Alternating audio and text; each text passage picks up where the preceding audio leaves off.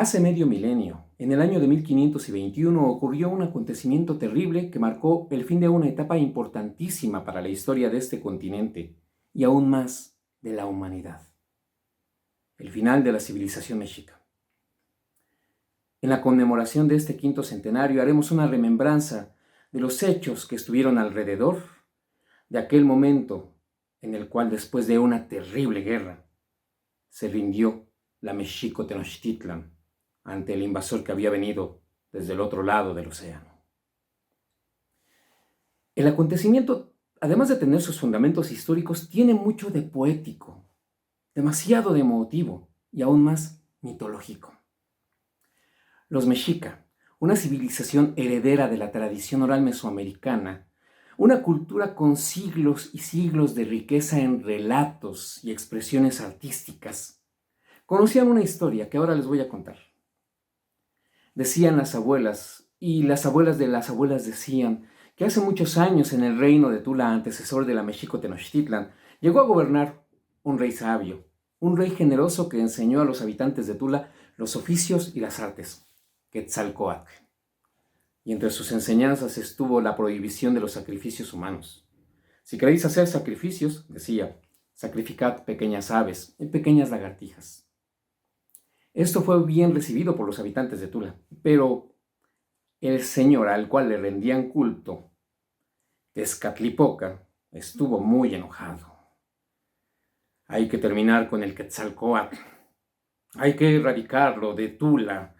Hay que decirle a la gente que no haga caso, que no preste oídos a sus consejos. Sus sacerdotes y consejeros le decían, señor mío Tezcatlipoca, no podemos hacerlo directamente. Al rey Quetzalcóatl lo quieren mucho aquí ya los habitantes de Tula, y cualquiera cosa que se hiciera en contra de él sería en perjuicio de quien la cometiere. Mejor una trampa, un engaño. Y así fue como Tezcatlipoca hizo llegar a Quetzalcóatl pulque. 5 jícaras de pulque. Quetzalcóatl, aquel rey sabio y virtuoso, entró en una borrachera tremenda. Y cuando recuperó la lucidez al recordar la vergüenza con la cual iba siendo señalado por la gente que decía, mirad, ahí va nuestro rey sabio caminando como un tonto. Cuando Quetzalcóatl recordaba el ridículo de sus pasos inestables al andar, la pérdida de su castidad, lo absurdo de su voz cuando estaba embriagado por el pulque, se sintió indigno de seguir gobernando Tula y abandonó la ciudad. Dicen que después de andar por montañas, ríos, pastizales y valles, llegó al mar. Algunos le reconocieron y le pidieron, por favor, no te vayas. Sigue gobernando con virtud estas tierras. Pero Quetzalcóatl, que ya había preparado una balsa de serpientes, dijo, me iré. Pero algún día regresaré a recuperar mi reino. Dicen las abuelas y las abuelas de ellas cuentan que ese fue un año unocaña. Y los calendarios de los pueblos mesoamericanos eran cíclicos. La fecha unocaña volvió a llegar. El azar, las voluntades forzadas, el devenir de la historia, hicieron que un año unocaña, tal cual había sido el año en el que había partido Quetzalcóatl en ese relato mitológico, llegaran los invasores del oriente, con sus grandes barcos de madera y acero, con sus espadas, cañones y armaduras, con sus caballos y jinetes, y al frente de ellos un tal don Hernando de Cortés, que venía con no muy buenas intenciones, pues habiendo sido comisionado desde Cuba por los españoles como un explorador de estas tierras, llegó sintiéndose conquistador y al efecto tomó potestad como conquistador. Se enteró que había una ciudad magnífica del otro lado de los volcanes y hasta allá fue. Y el gobernante de esa ciudad magnífica, que había sido construida sobre el agua, y a la cual se le habían acomodado varios tramos de tierra en capas, llamados chinampas, que permitían un muy buen cultivo y buenas cosechas. Moctezuma se enteró que habían llegado desde el otro lado del mar ciertos personajes, y él pensó que quizá era Quetzalcóatl, o quizá eran sus enviados de aquel gran rey. Por si sí o por si no, decidió recibirlos con generosidad, con amabilidad. Y un 8 de noviembre de 1519 se encontraron Moctezuma, representante del imperio mexica, con don Hernando de Cortés, aquel que venía enfrente de caballos, jinetes, cañones, barcos, espadas. Quizá don Hernando pensó que ese era el momento por el cual había esperado toda su vida. Y quizá Moctezuma recordó que 10 años antes se habían venido sucediendo signos extraños que sus sacerdotes no les sabían explicar. 8 presagios de que algo iba a ocurrir, aunque no sabían exactamente qué. 8 presagios que en el cielo, en el agua y en la tierra dejaron con incertidumbre al pueblo mexica, con un poco de miedo, con mucho misterio. Cuentan que el primero de esos presagios fue una espiga que se veía desde el cielo, una espiga de fuego, ancha en la base y angosta en la punta, de la cual goteaban flamas, y flamas, y flamas. El segundo presagio fue que, quién sabe cómo, porque nadie le prendió fuego, hubo un incendio en el templo de Huitzilopochtli. Un incendio pertinaz, y por más que los mexicas llegaban con cántaros de agua y le aventaban agua al incendio y buscaban de todas formas, de cualquier manera, apagar el fuego, este se hacía cada vez más vivo y crecía con lenguas de fuego. El tercer presagio fue un rayo que cayó. Una mañana en la cual no había ni siquiera nubes en el cielo. No hizo ruido, simplemente atravesó el templo de Xiuhtecutli. Los mexicas lo vieron, pero no lo escuchaban. Y no se lo esperaban, porque era un día en que verdaderamente no había ni siquiera nubes en el cielo. El cuarto presagio fue en los lagos. Comenzaron a burbujear, como si estuvieran hirviendo las aguas de los lagos, como si debajo de la tierra hubiera un gran calor. Y así durante muchos días se mantuvieron los lagos por los cuales transitaban canoas, mercancías, voces e historias alrededor de la Tenochtitlan. El quinto presagio fue un cometa que surcó la plenitud del cielo, desde donde se ponía el sol hacia donde nacía. Y todos estos presagios dejaban inquietos a Moctezuma y a sus sacerdotes, quienes sabían que algo iba a pasar, pero no sabían exactamente qué. El sexto presagio se siguió notando durante muchos años después de la llegada de los invasores, después de la destrucción de la México Tenochtitlan, y aún más hay quien asegura que en pleno 2021 se sigue escuchando. El sexto presagio fue la voz de una mujer, de voz tristísima que en su canoa iba de un lado a otro de las chinampas, de una a otra orilla de los grandes lagos, diciendo: ¡ay, hijos míos, qué hago con vosotros! Hijos míos, ¿a dónde me los llevo? ¡Ay, mis hijos! ¡Ay, pobres de mis hijos! Una mujer que lloraba y lloraba. Y al paso del tiempo se le ha llamado la Llorona. El séptimo presagio fue una ave que encontraron en los alrededores, por allí por donde llegaban las garzas migratorias. Se la llevaron a Moctezuma.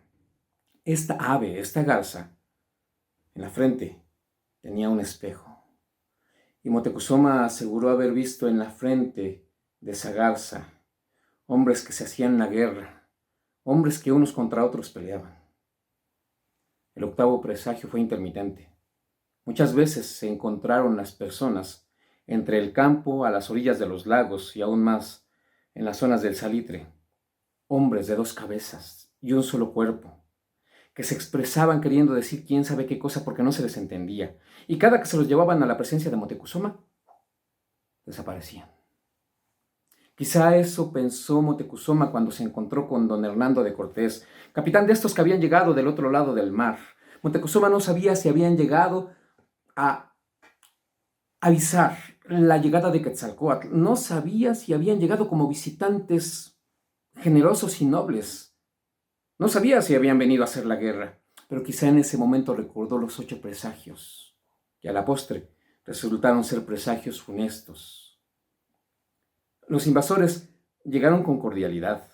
Moctezuma los instaló entre riquezas, paisajes hermosos y muy buena comida.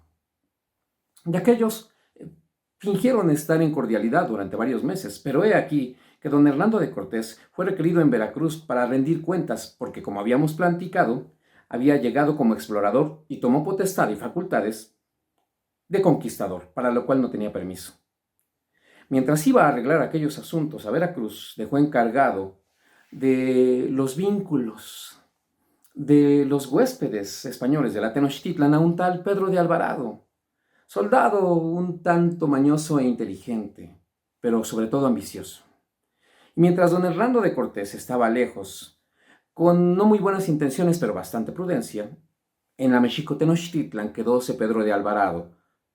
Y dicen, y hay testimonios, de que en la fiesta del Toxcat mandó a arrebatar las joyas de sacerdotes, danzantes y campesinos, de muy mala manera, de tal modo que después de que dio esta orden Pedro de Alvarado, y para su beneplácito quedaron dispersos los restos de los danzantes sacerdotes, campesinos y músicos que en la Plaza Mayor celebraban el Toxcat. De esa manera logró arrebatarles el oro. Cuando don Hernando de Cortés regresó, fue el acabose.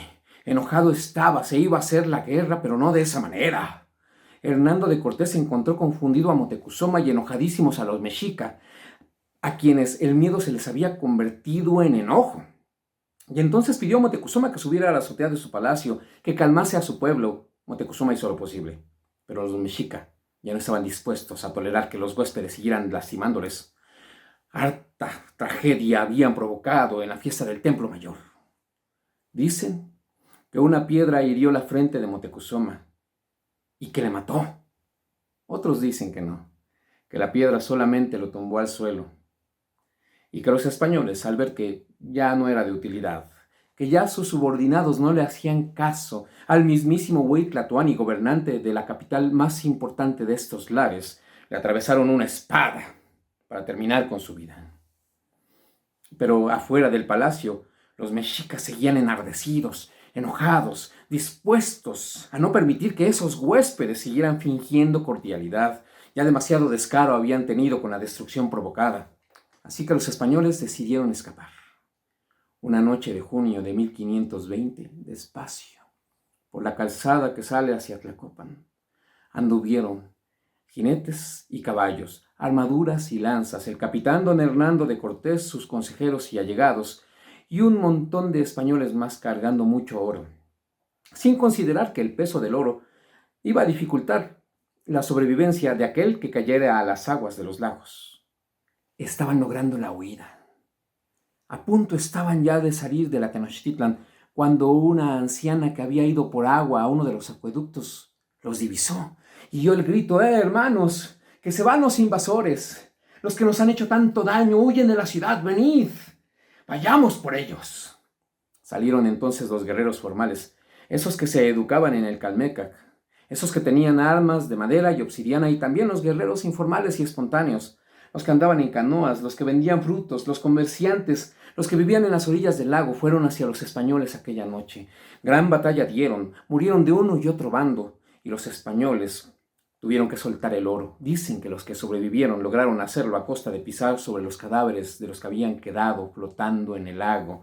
Y después de tremenda batalla, de una noche eufórica de guerra, de sangre, de metales y de obsidianas, don Hernando de Cortés, en el pueblo de Popotlan, se sentó en un ahuehuete para reflexionar sobre su derrota. Luego fue hacia Texcoco. Allá se organizó con algunos habitantes de los pueblos de los alrededores que no tenían como buenos aliados a los mexicas, y mandó a construir 13 bergantines, 13 barcos en Texcoco, don Hernando de Cortés, porque entendió que la única manera de vencer a un pueblo que vivía en medio del lago era por medio de una batalla naval. Los 13 bergantines rodearon a Tenochtitlan durante más de 3 meses. Les impidieron el paso del agua dulce que venía desde Chapultepec, y sin agua para beber se quedaron los mexicas. Le impidieron el paso de mercancías a las islas y chinampas, y los cultivadores se quedaron sin posibilidad de tener frutos de la tierra, porque entre cañonazos, asedios de barcos, jinetes que desde los alrededores intimidaban, y muchas espadas que hirieron cuerpos, los de la Tenochtitlan fueron poco a poco siendo minados, debilitados, vulnerados. Los invasores, en poco tiempo, estaban logrando sus objetivos.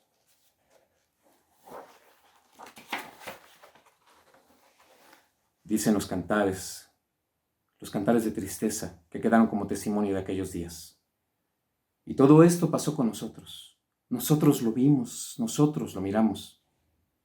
Gusanos pululan por calles y plazas, y en las paredes están salpicados los sesos.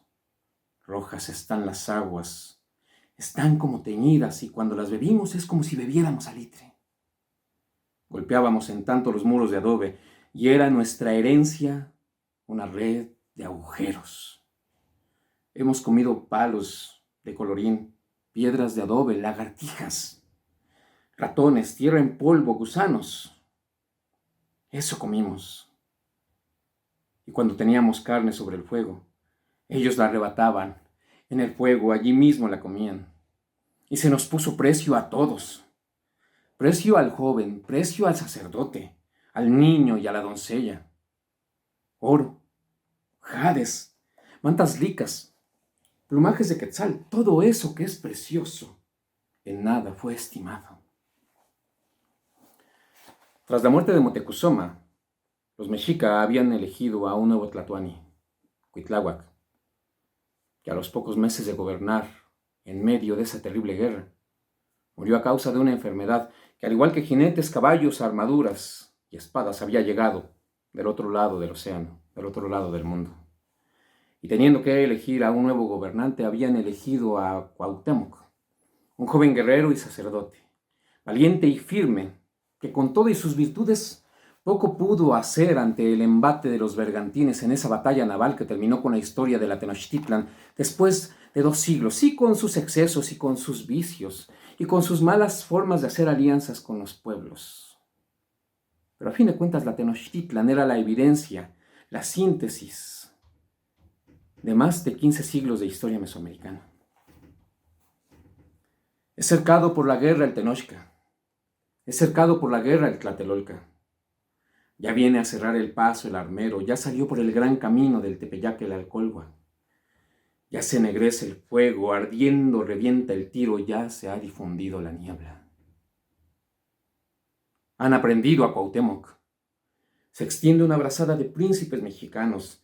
Es cercado por la guerra el Tenochca, es cercado por la guerra el Tenochca. Es cercado por la guerra el Tlatelolca.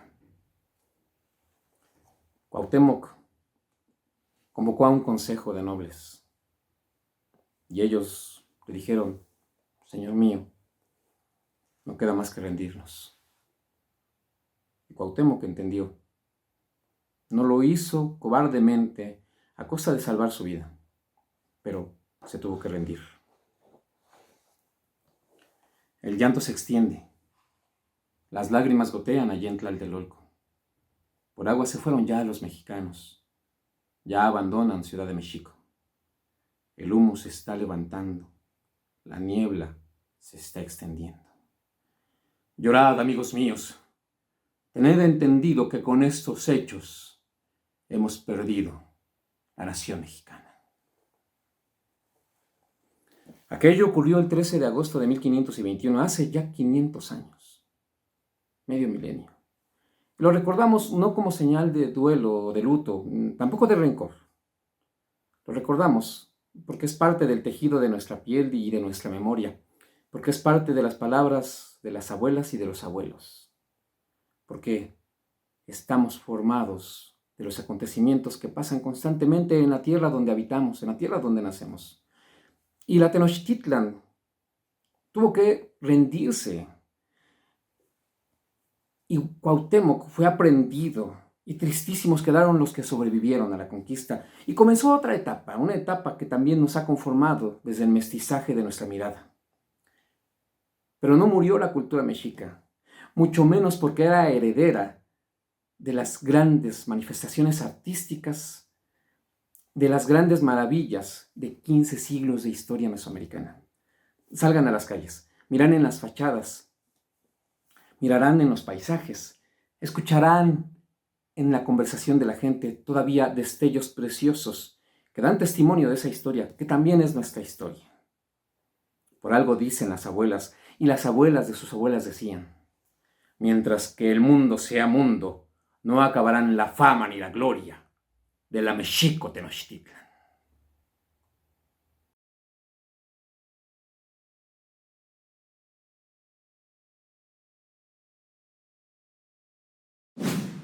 Gobierno de México.